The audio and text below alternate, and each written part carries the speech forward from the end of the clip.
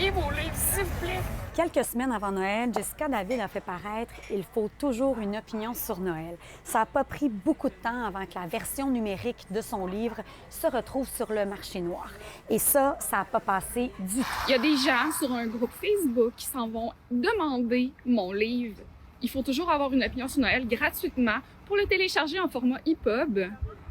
Ça fait même pas 3 semaines qu'il est sorti. Il faut que je vous mette en contexte. Jessica a eu une grosse année et l'apparition de son livre, c'est une façon de se remettre sur pied mentalement et financièrement. Ce qui est très difficile pour moi, je viens de passer à travers un cancer du sein.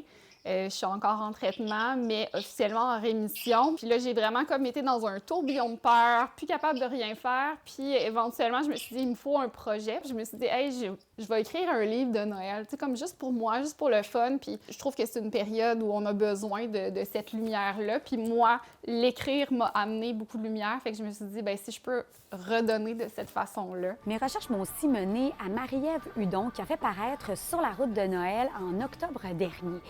La version numérique de son livre se retrouve aussi sur la même page Facebook que celui de Jessica. Le problème avec le partage de documents Internet, là, les téléchargements, les livres numériques, c'est qu'ils se partagent de manière exponentielle. C'est que la même copie va être partagée à 10 personnes qui elles-mêmes vont pouvoir la repartager à 10 autres personnes. Le nombre de livres qui vont être vendus, en moyenne, c'est 800 copies. 800 copies à 10 du prix de vente, donc on est à peu près à 2,50 $. On a de l'imposition là-dessus comme tout le monde. Donc, c'est pas un grand nombre de titres. Juste en consultant sur Google, j'étais capable de voir que, par exemple, mon livre « Quand t'es tombé », la première page que je cliquais, il y avait au-dessus de 1000 vues. Puis malheureusement, bien, quand tu dis que sur une page, c'est 1000 vues, bien, je me dis déjà là, c'est 2500 $ qui ne va pas dans mes poches. Il y a une multiplication de ce genre de petites pages privées-là où les gens disent hey, « moi, je suis un fan de littérature policière ». Les gens vont faire « Ah, ben oui, je l'ai, puis je vais te l'envoyer parce que je l'ai en EPUB. » Puis, tu sais, c'est juste, on aime l'auteur, fait qu'on veut lire. Donc, c'est par amour qu'on fait ça. Mais sans se rendre compte que nous, c'est notre gagne-pain. Bon, vous allez me dire que ce phénomène-là n'est pas nouveau et c'est vrai. Mais un livre de Noël, ça vit quoi? Un mois, peut-être deux. Les revenus que font les auteurs durant cette période-là de l'année sont très précieux.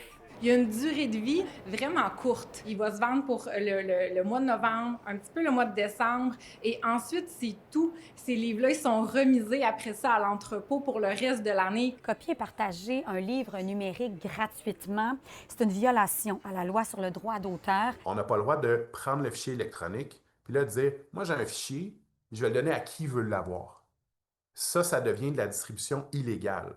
C'est ça, le grand problème, c'est qu'ils ne se rendent pas compte qu'il y a du droit d'auteur à payer. Puis là, présentement, là, ils se mettent entre le patron et l'employé. Ils disent « Moi, j'intercepte le chèque parce que je vole ton travail. » J'ai envoyé des messages vocaux à la personne qui a fait la publication. Les gens, ils se sentent mal, on le voit, mais en même temps, il n'y a pas d'impact réel qui est porté. Il n'y a pas de plainte. En fait, c'est la responsabilité de l'éditeur aussi parce qu'on accorde l'exploitation à l'éditeur. Donc, souvent, c'est eux qui vont intervenir. À Montréal, Marie Cassimard pour Nouveau Info.